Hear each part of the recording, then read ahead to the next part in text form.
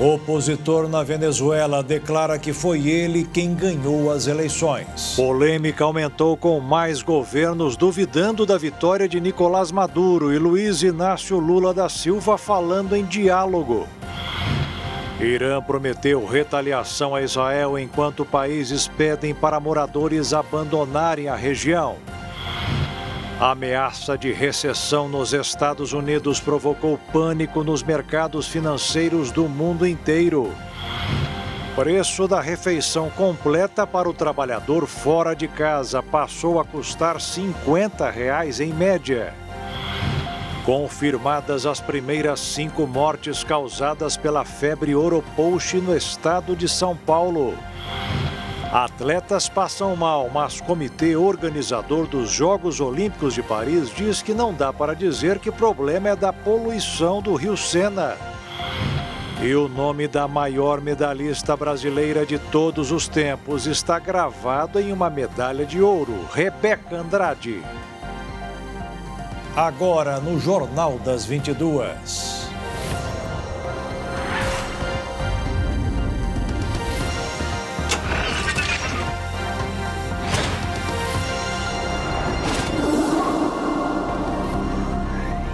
Olá, boa noite. Rebeca Andrade encerrou hoje a sua participação nas provas de ginástica das Olimpíadas de Paris com uma medalha de ouro na prova de solo. Foi melhor que a norte-americana Simone Biles e passou a ser a atleta brasileira com o maior número de conquistas em Olimpíadas. Uma despedida em grande estilo. A brasileira Rebeca Andrade conquistou nesta segunda-feira a medalha de ouro no solo da ginástica artística dos Jogos Olímpicos de Paris. Ela teve nota de 14,166 e superou na final as americanas Simone Biles, que ficou com a prata, e Jordan Chiles, bronze. A performance da paulista levantou a Arena Bercy pela precisão e graciosidade ao som de Beyoncé e Anitta. Esta é a primeira vez que uma mulher brasileira vai ao pódio olímpico no solo. Já a apresentação de Simone Biles, de altíssimo grau de dificuldade, teve falhas importantes. A americana pisou 2 vezes fora do tablado. As falhas geraram um desconto de 0,6 e foram determinantes para a nota de 14,133. Com a vitória, Rebeca somou sua 4ª medalha em Paris, depois das pratas no salto sobre a mesa e no individual geral e do bronze por equipes. Foi também a 6ª medalha olímpica da atleta do Flamengo, que agora passa a ser a maior medalhista olímpica do Brasil, à frente de Robert Scheidt e Torben Grael, com 5 cada. A multimedalhista ficou ainda na 4ª colocação da trave, aparelho no qual a estreante Júlia Soares obteve o 7º lugar. Até então, o melhor resultado era um 5º lugar, conquistado pela própria Rebeca em Tóquio 2020 e por Daiane dos Santos em 2004. No Japão, a atleta do Flamengo já havia conquistado 2 medalhas, ouro no salto e prata no individual geral. Agora há pouco, o surfista Gabriel Medina conquistou a primeira medalha olímpica da carreira. É de bronze. Ele derrotou o peruano Alonso Correia nas águas do Tahiti. Hoje também foi dia de vitória no vôlei de praia. Duda e Ana Patrícia derrotaram a dupla japonesa e agora vão disputar as quartas de final. Já no vôlei de quadra, o Brasil perdeu para os Estados Unidos por 3-1 e pela primeira vez o técnico Bernardinho vai voltar para casa sem uma medalha. E amanhã a seleção feminina de futebol vai enfrentar a Espanha pelas semifinais. A CBF entrou com recurso contra a expulsão de Marta e espera contar com a número 10 da seleção já na partida de amanhã. 130 países ainda não têm nenhuma medalha nestes Jogos Olímpicos, mas a de ouro, conquistada hoje por Rebeca Andrade, é preciosa. Puxou o Brasil para um pouco mais para cima na tabela de Paris. Em primeiro lugar, aparece a China, com 21 medalhas de ouro, 18 de prata e 14 de bronze, total de 53. Na sequência, vem os Estados Unidos. São 20 de ouro, 30 de prata e 28 de bronze, total de 78 medalhas. Mas, por terem menos ouro, ficam em segundo. Em terceiro, a Austrália, com 13 medalhas de ouro, 11 de prata e 8 de bronze. total de 32 medalhas. Em quarto, a França, com 12 medalhas de ouro, 16 de prata e 18 de bronze, total 46 medalhas. O Reino Unido fecha o top 5, com 12 medalhas de ouro, 13 de prata e 17 de bronze, total de 42 medalhas. E o Brasil subiu para 17º, 2 medalhas de ouro, 4 de prata e 5 de bronze, total de 11 medalhas brasileiras. Mais 3 atletas passaram mal depois de nadar nas águas do Rio Sena, em Paris. O pior caso foi de uma belga triatleta, mas o comitê organizador dos Jogos manteve as últimas provas, marcadas para quinta e sexta-feiras. A explicação é que não dá para dizer com certeza que o problema é a poluição. A comissão organizadora Paris 2024 defendeu a comunicação sobre a qualidade da água do Sena, afirmando que os triatletas foram informados dos resultados das análises antes do revezamento misto na manhã desta segunda-feira. Membros da comissão explicaram que a Federação Internacional de Triatlo decidiu na noite de domingo manter a corrida desta segunda, depois do cancelamento de 2 treinos devido à poluição do rio. Primeiro de tudo, não há vários atletas que estão doentes, que é o que tenho ouvido esta manhã. Há uma atleta que está doente e ela não foi hospitalizada, como lemos em muitos lugares. Ela foi para a Policlínica da Vila Olímpica e depois retornou para o quarto. Espero que ela se recupere brevemente do desconforto. Não sei de que tipo é, mas espero que melhore logo.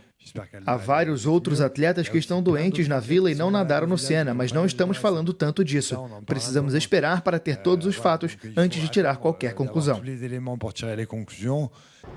A equipe mista belga não competiu na prova desta segunda porque a triatleta Claire Michel adoeceu depois de participar da prova individual feminina no Sena, na última quarta-feira. Já está valendo a lei que vai obrigar todos os motoristas que trabalham em empresas a fazer exames toxicológicos com frequência e muitas vezes de surpresa. O Ministério do Trabalho definiu na última semana que as empresas deverão selecionar trabalhadores de forma aleatória mediante sorteio para a realização de testes toxicológicos de surpresa. Os motoristas deverão ser testados pelo menos uma vez a cada 2 anos e 6 meses. Os exames também precisam ser realizados antes da admissão e no desligamento do funcionário. Os testes devem ser custeados pela empresa, que não pode incluir no sorteio motoristas que entraram na empresa em menos de 60 dias e que estiverem afastados das funções por qualquer motivo. Os motoristas selecionados serão notificados pelo empregador e farão exames em laboratórios credenciados pelas autoridades de trânsito. O laboratório deve emitir um relatório detalhando tudo o que acontece durante o teste.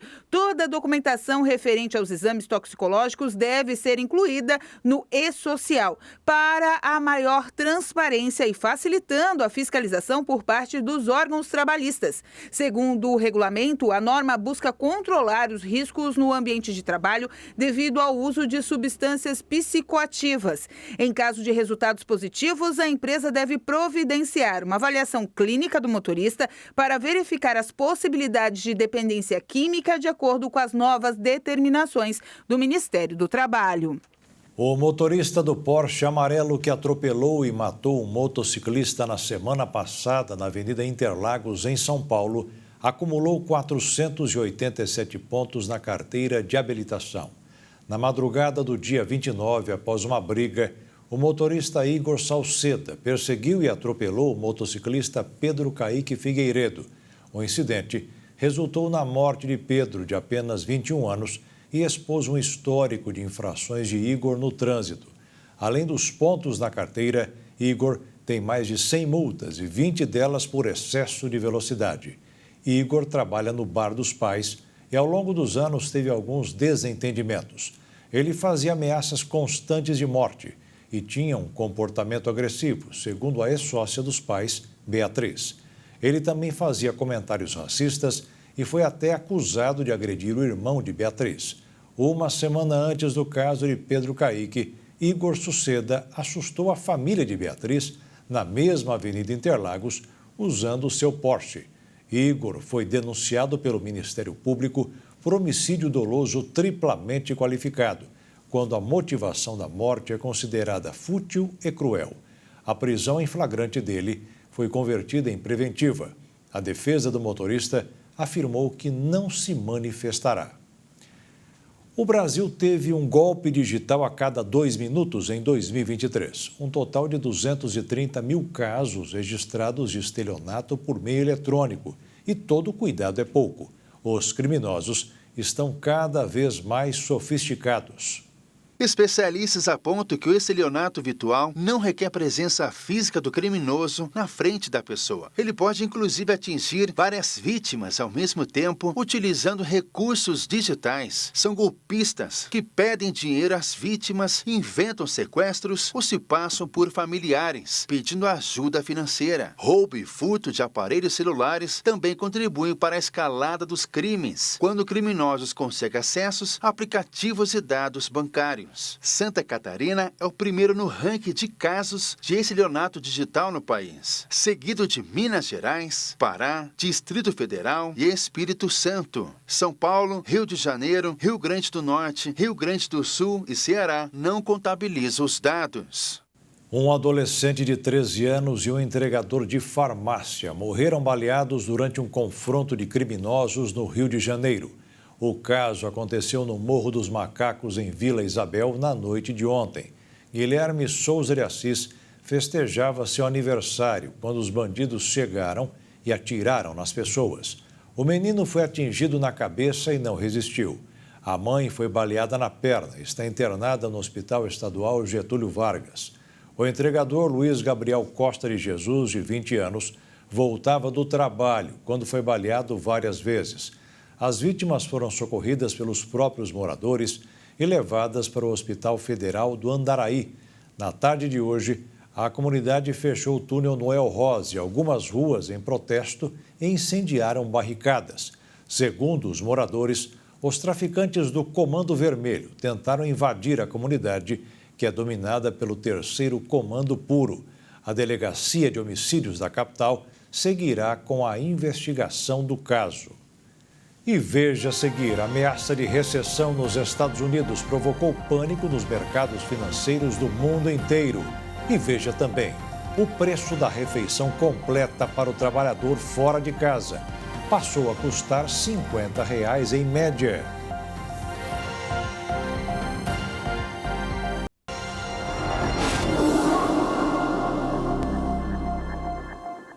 O mercado financeiro mundial começou a semana em pânico. O principal motivo foi uma notícia da semana passada sobre a fragilidade do mercado de trabalho nos Estados Unidos, o que poderia provocar uma recessão no país.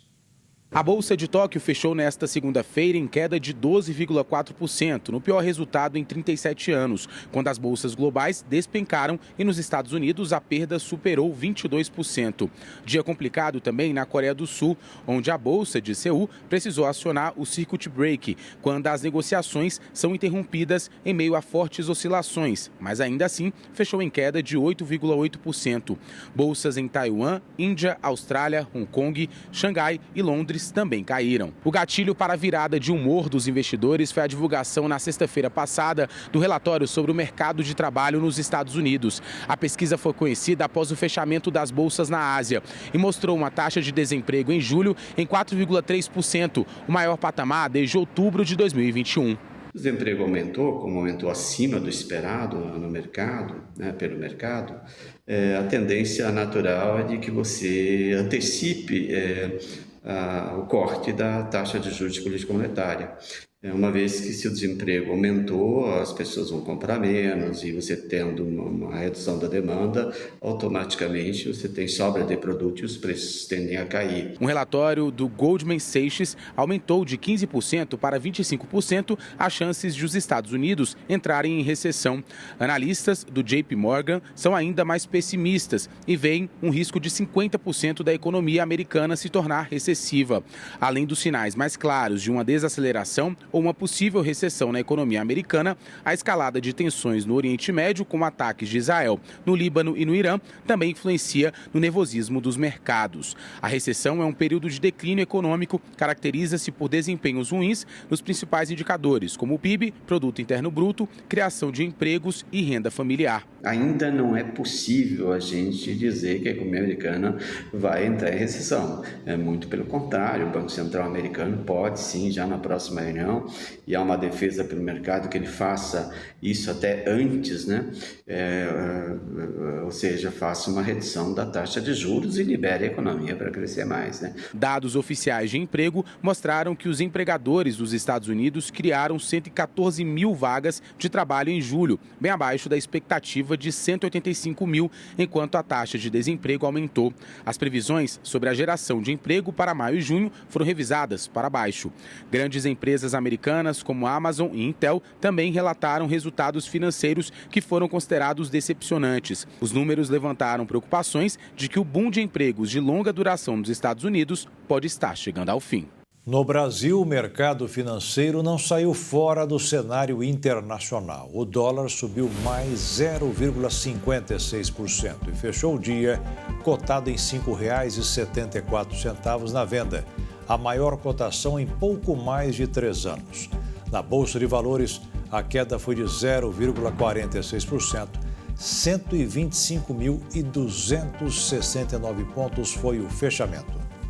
O aluguel de carros elétricos no Brasil ainda gera dúvidas dos motoristas e enfrenta desafios devido à falta de infraestrutura nas estradas do país.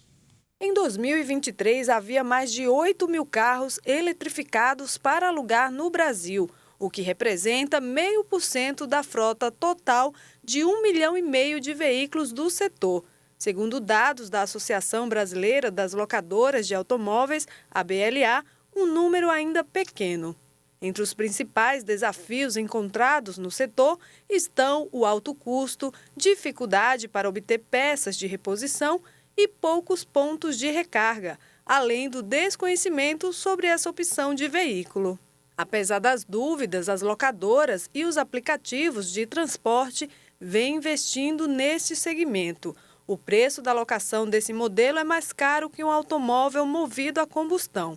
O custo de uma diária fica em torno de R$ 215 a R$ 755. Por isso, é preciso que o cliente entenda como funcionam os pontos de reabastecimento, os chamados eletropostos. A rede de carregadores públicos ainda é um grande impasse no país, com um carregador para cada 19 carros elétricos. Com o foco em veículos eletrificados e energia limpa, algumas empresas firmaram parceria com a fabricante chinesa de carros elétricos, a BYD.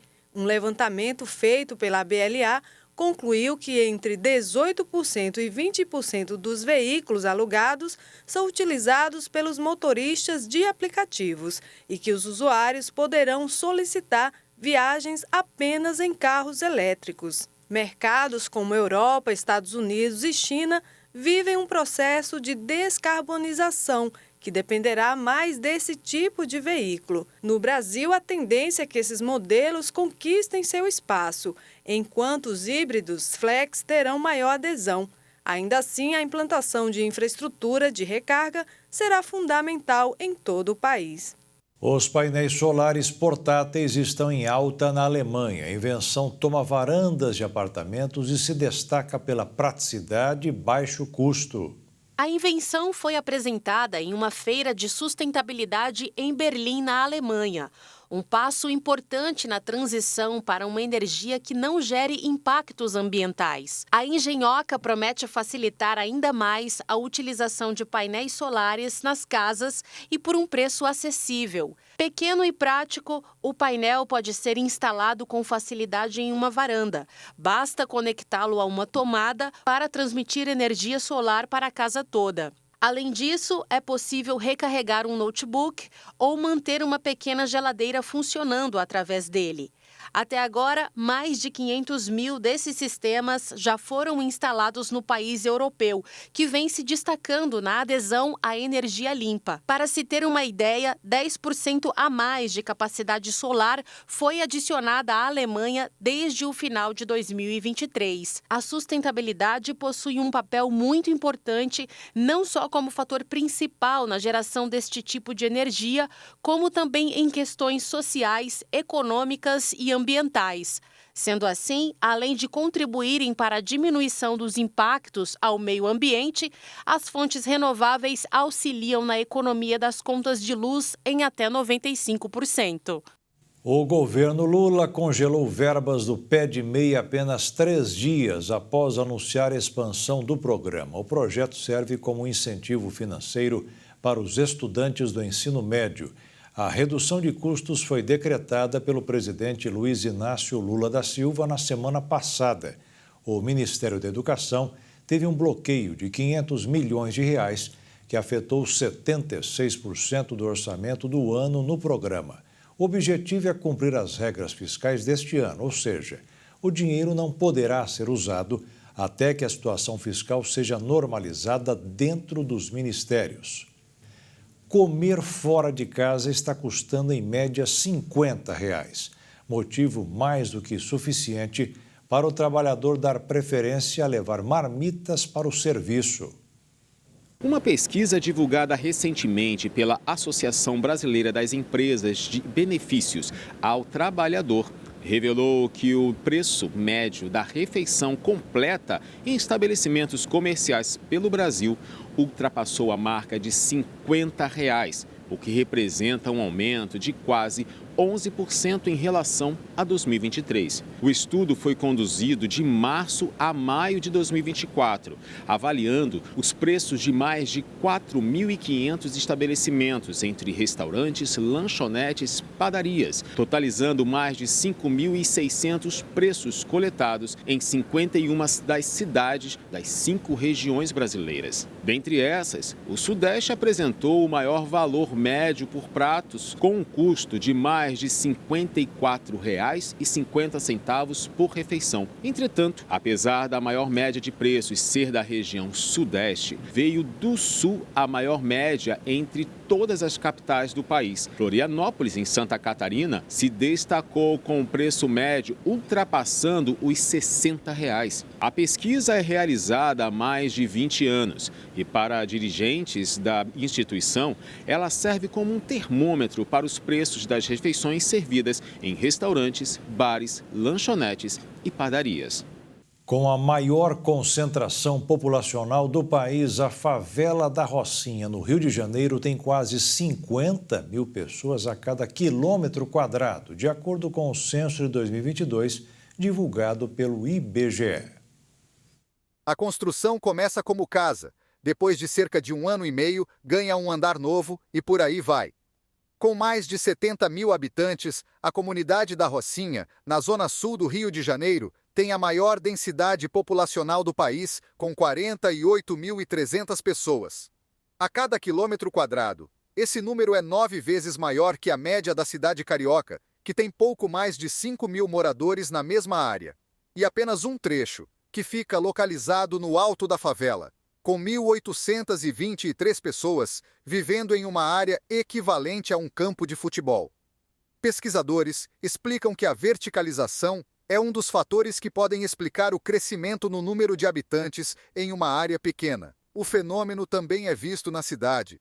Porém, na favela é feito de maneira irregular, esbarrando com um limite de expansão horizontal. A solução encontrada por esses moradores é expandir a moradia no sentido vertical, construindo casas de 3, 4 e até 5 andares. Para os estudiosos, a construção vertical desenfreada pode oferecer risco para todo o território, já que se aumenta o peso do terreno, e para desocupar um prédio onde há pessoas morando, no entanto, é preciso dar opção de moradia ou comprovar risco de vida.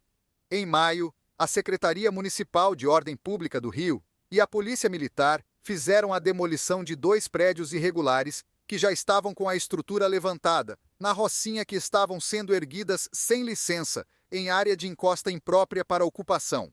No topo do ranking de densidade demográfica do país, o segundo lugar é da comunidade de Jacarezinho e o terceiro da Maré, também no Rio de Janeiro. E veja a seguir, a polêmica aumentou, com mais governos duvidando da vitória de Nicolás Maduro e Luiz Inácio Lula da Silva falando em diálogo.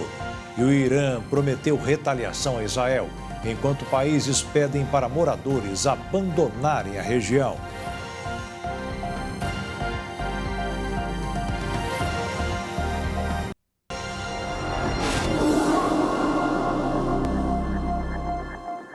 Ex-dirigentes de 30 países pediram hoje ao presidente Luiz Inácio Lula da Silva para que ele exerça sua defesa da democracia contra o que está acontecendo na Venezuela.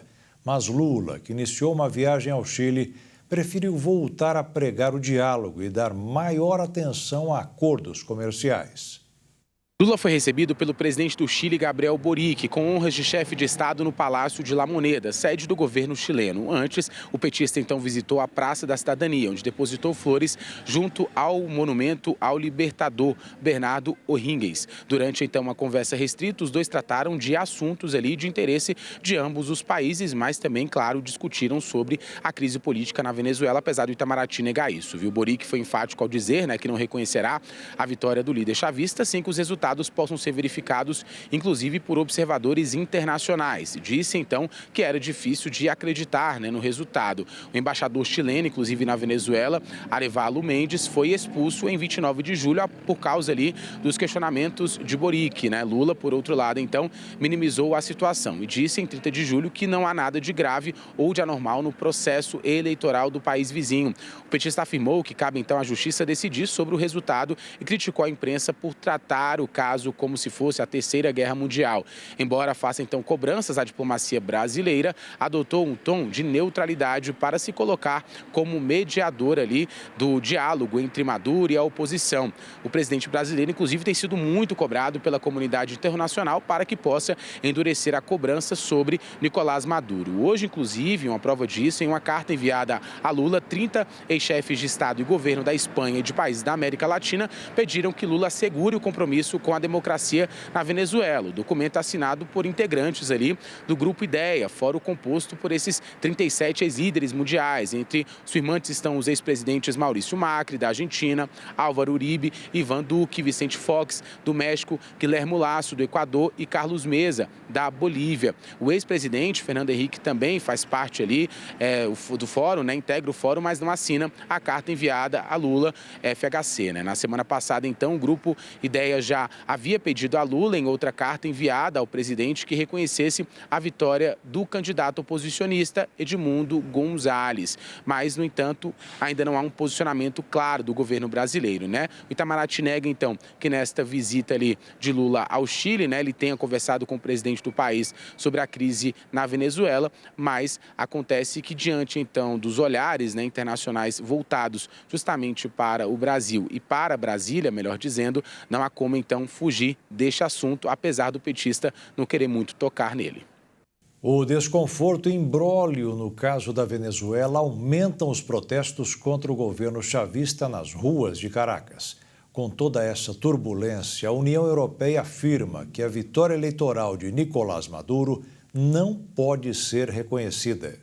São quase 400 pessoas presas por dia desde o dia em que o Conselho Nacional Eleitoral proclamou o ditador Nicolás Maduro como vencedor das eleições e presidente reeleito do país. Desde então, parte da população saiu às ruas contra o resultado e acusa o governo chavista de fraude. A oposição e mais 14 países não reconhecem Nicolás Maduro como presidente da Venezuela. Entre os países estão Estados Unidos, Uruguai, Costa Rica, Panamá e Argentina, além do grupo da União Europeia, Alemanha, Espanha, França, Holanda, Itália, Polônia e Portugal, que também publicaram uma nota conjunta em que pedem para a Venezuela divulgar as atas das eleições presidenciais com o objetivo de assegurar a total transparência e integridade do processo eleitoral. Na semana passada, os Estados Unidos reconheceu Edmundo Edmundo González como o presidente eleito da Venezuela, que até hoje o mundo ainda não viu as atas das sessões eleitorais cobradas pela comunidade internacional em peso. Mas a justiça venezuelana, controlada por Nicolás Maduro, declarou que a vitória dele é irreversível. Com as declarações dos observadores que acompanharam as eleições, o secretário-geral da OEA, que é a Organização dos Estados Americanos, Luiz Almagro, disse que pediria ao Tribunal Penal Internacional de que haja que ordenasse a prisão do presidente da Venezuela, Nicolás Maduro, a quem acusa de cometer um ataque sangrento contra manifestantes depois das eleições. Maduro, na época de sua campanha eleitoral, anunciou um banho de sangue caso ele viesse a perder as eleições, o que vem cumprindo. O anúncio de um pedido de prisão contra o presidente da Venezuela gerou um desgaste interno para o secretário-geral da Organização dos Estados Americanos, Luiz Almagro. O anúncio causou desconforto pelo fato do secretário-geral ter anunciado a medida pouco tempo depois de o colegiado rejeitar uma resolução contra a Venezuela, que levou a organização a avaliar que o secretário-geral agiu individualmente, sem consultar previamente o colegiado, e ainda extrapolou as prerrogativas do cargo. Durante as manifestações, figuras do alto escalão do chavismo pediram em Caracas a prisão da líder opositora Maria Corina Machado e do candidato Edmundo González, enquanto o ditador Nicolás Maduro afirma que a dupla é responsável por atos de vandalismo no país. Com apoio da alta cúpula militar, Nicolás Maduro tem dito que há uma tentativa de golpe de Estado em curso no país, com o apoio dos Estados Unidos. No sábado passado, em um ato para sua base de apoio convocado nos arredores do Palácio de Miraflores, a sede da presidência, o presidente venezuelano Nicolás Maduro realizou um discurso aos seus apoiadores chavistas e disse que mais de 2.000 pessoas já foram presas durante protestos contra o resultado das eleições presidenciais e comemorou a sua vitória.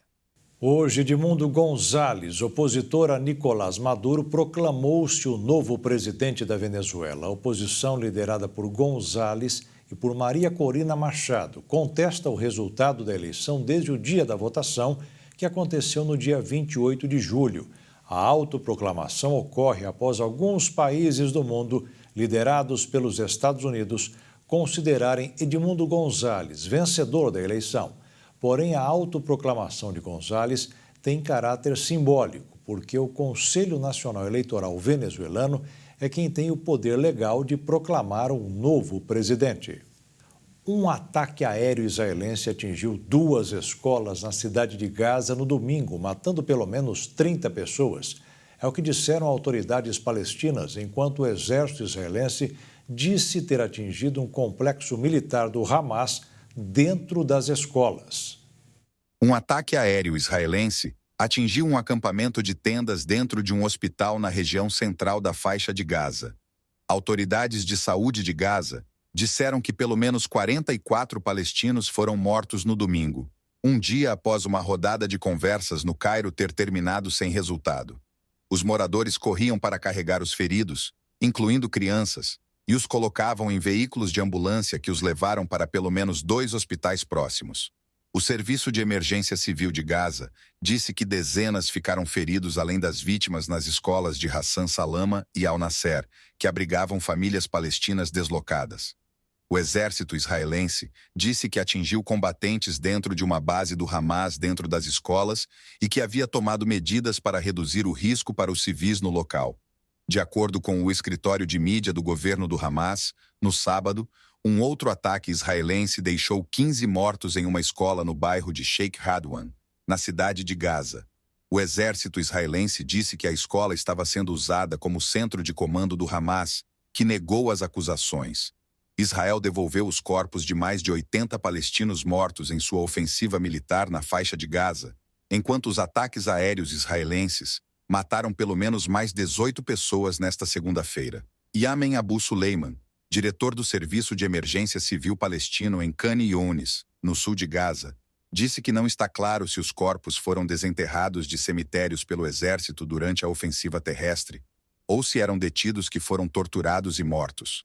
A Embaixada do Brasil em Beirute emitiu um comunicado orientando que brasileiros que morem ou que estejam viajando no Líbano deixem o país por seus próprios meios, até o retorno à normalidade.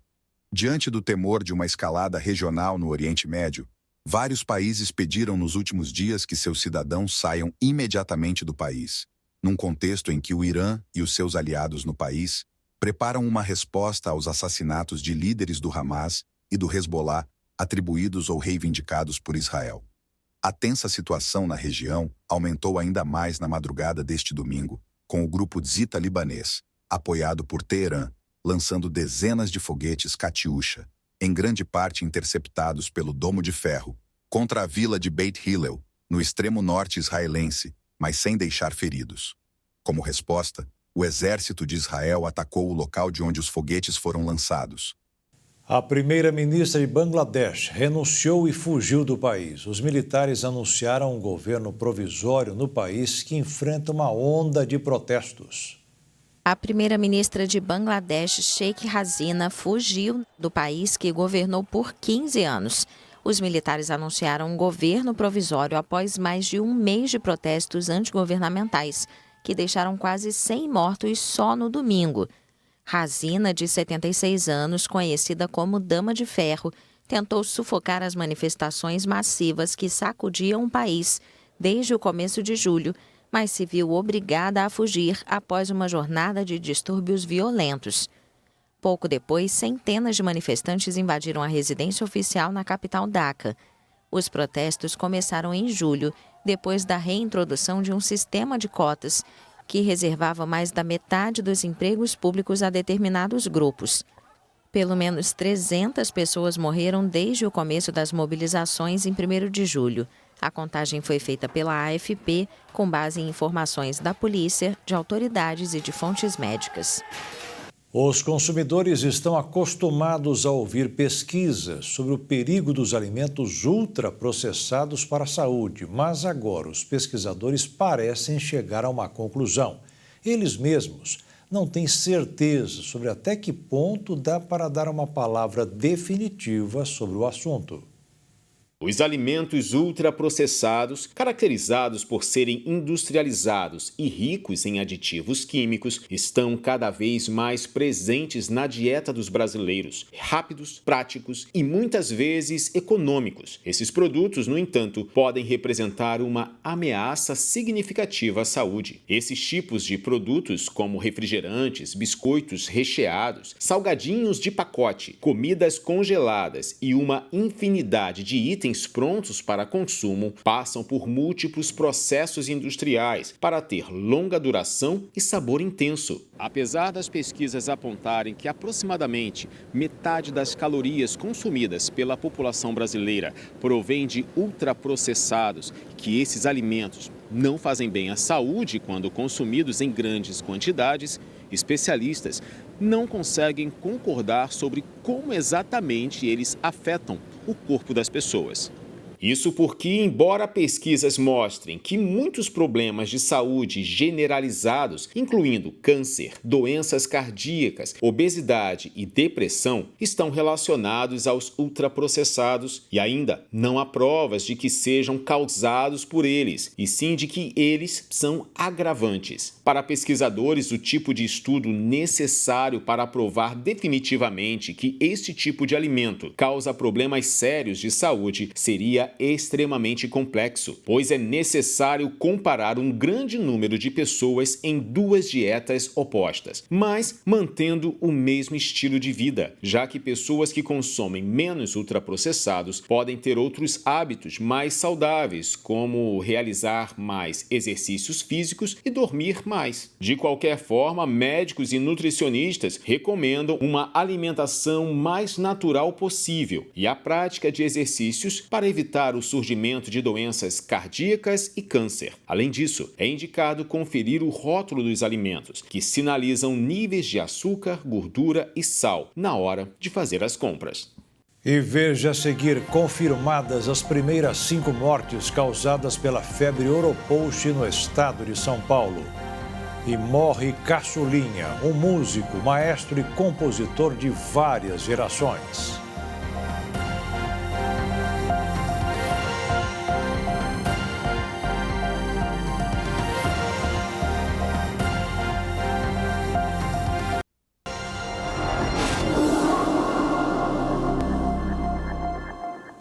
O Supremo Tribunal Federal faz sua primeira audiência de conciliação sobre o marco temporal para a demarcação de terras indígenas.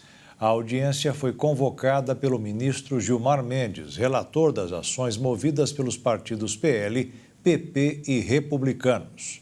Esta é a primeira reunião da Comissão Especial de Conciliação, designada pelo ministro Gilmar Mendes, para tratar das ações que envolvem o marco temporal para a demarcação de terras indígenas. Gilmar é o relator das ações sobre a constitucionalidade da lei que estabeleceu o marco temporal após o Supremo invalidar a tese, em setembro do ano passado. Na ocasião, o ministro Gilmar também votou contra a tese, mas fez ressalvas à amplitude das demarcações.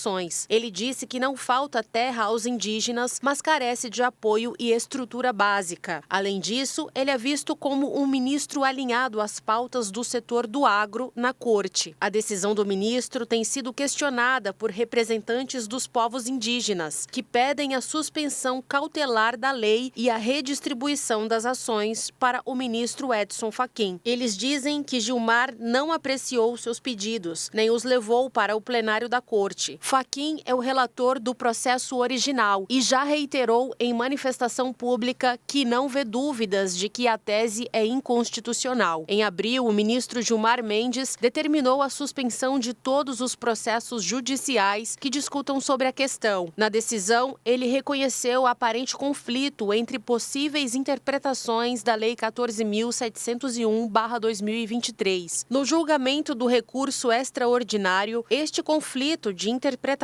poderia gerar insegurança jurídica. A comissão abre um novo capítulo no tratamento das controvérsias entre indígenas e não indígenas, envolvendo interesses jurídicos, sociais, políticos e econômicos. Ele considera que o tema necessita de uma abordagem colaborativa, reunindo todos os atores sociais e institucionais para a construção de soluções duradouras e pacíficas entre os interessados. De acordo com a tese do marco temporal, os povos indígenas teriam direito de ocupar apenas as terras que ocupavam ou já disputavam na data de promulgação da Constituição de 1988. Em setembro de 2023, o Supremo Tribunal Federal decidiu que a data não pode ser utilizada para definir a ocupação tradicional da terra pelas comunidades indígenas. A comissão será formada por 6 representantes indicados pela Articulação dos Povos Indígenas, 6 pelo Congresso Nacional, 4 pelo governo federal, 2 dos estados e 1 dos municípios. Cada um dos autores das ações também poderá indicar um representante. O objetivo é que as negociações contem com a participação de representantes de diversos setores da sociedade, garantindo que todas as vozes sejam ouvidas e respeitadas. O conflito fundiário entre indígenas e produtores rurais no Mato Grosso do Sul, que já dura 23 dias, fez 12 vítimas neste fim de semana. Em novo confronto armado que começou na noite de domingo e se estendeu até a madrugada desta segunda-feira. Clima que já estava tenso há pelo menos 20 dias nessa área que é alvo de conflitos fundiários em Douradina, teve uma escalada de confrontos nesse final de semana. Entre a noite de ontem e a madrugada de hoje, uma indígena Guarani Kaiowá e 5 produtores rurais ficaram com ferimentos leves após o enfrentamento, mas não aceitaram atendimento médico. Essas foram as vítimas de uma segunda onda de confrontos que começou no sábado, quando produtores rurais teriam se reunido e ido com caminhonetes para retirar os indígenas de um acampamento. Em boletim de ocorrência registrado na Polícia Civil, produtores teriam relatado que foram até o local porque um grupo que teria entre 20 e 30 indígenas teria ateado fogo em um monte de palha e as chamas se alastrado por uma área de vegetação dentro de uma propriedade rural.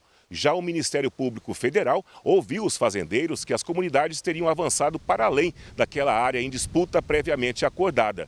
A Procuradoria também ouviu indígenas que alegaram que foram os fazendeiros que provocaram esse confronto e deixou mais 6 pessoas feridas, todas indígenas Guarani Kaiowá.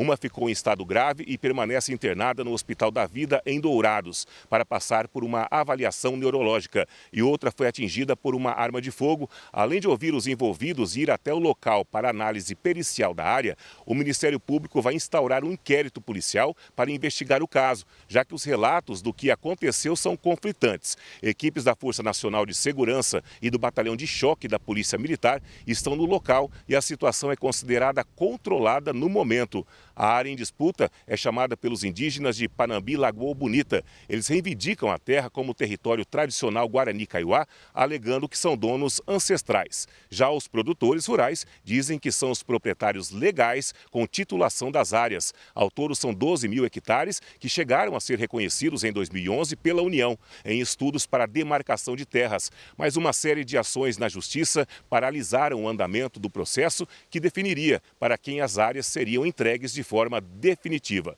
O MPF já fez uma série de reuniões com a comunidade, fazendeiros e autoridades na tentativa de mediar o conflito. A principal proposta é de permutar outras áreas tituladas para os fazendeiros. Mas durante essas negociações, os produtores conseguiram um mandado de reintegração de posse da área em Douradina, expedido pela Justiça, o que travou o avanço dessa proposta de conciliação através da troca de propriedades.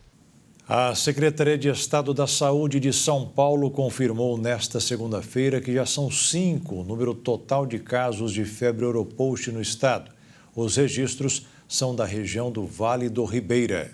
São 4 casos no município de Cajate e outro em Pariquera-Açu, segundo a Secretaria de Estado da Saúde de São Paulo. Todos os pacientes já estão curados. Os casos são classificados como autóctones, ou seja, ocorreram no próprio local onde os pacientes vivem, sem histórico de deslocamento para regimes com maior reincidência da doença. A arbovirose é causada pela picada do mosquito Culicoides paraensis, conhecido como maruim, infectado com o vírus. Pelo menos 7.286 casos de febre oropouche atingem 21 estados brasileiros, segundo o Ministério da Saúde. Morreu hoje o ídolo do Flamengo, Adílio, aos 68 anos de idade. Grande personagem da história do rubro-negro, foi autor de um dos gols da equipe na conquista do Mundial de Clubes em 1981 contra o Liverpool. Com 615 partidas pelo Flamengo, Adílio é o terceiro jogador com mais partidas pelo clube. O ídolo lutava contra um câncer no pâncreas e estava internado em um hospital na freguesia em Jacarepaguá, zona oeste do Rio. Na última semana, seu quadro teve uma piora grave. O ex-jogador não resistiu. Em 2019, ano mágico do Flamengo, o clube homenageou Adílio com um busto na Gávea. Por meio de suas redes sociais, o Flamengo emitiu uma nota em luto pelo ídolo. Morre aos 86 anos de idade, na madrugada de hoje, Rubens Antônio da Silva, o Caçulinha.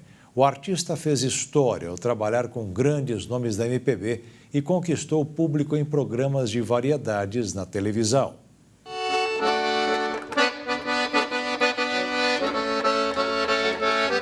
Nascido em Piracicaba em 15 de março, Caçulinha largou o colégio na 4ª série para mergulhar na música.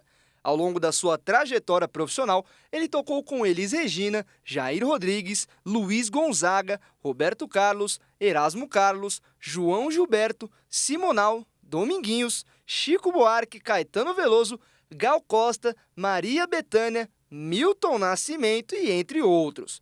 Dedicado à música popular brasileira, o maestro e sanfoneiro tocou com grandes artistas. Na Rede Globo ficou junto com Faustão durante 25 anos.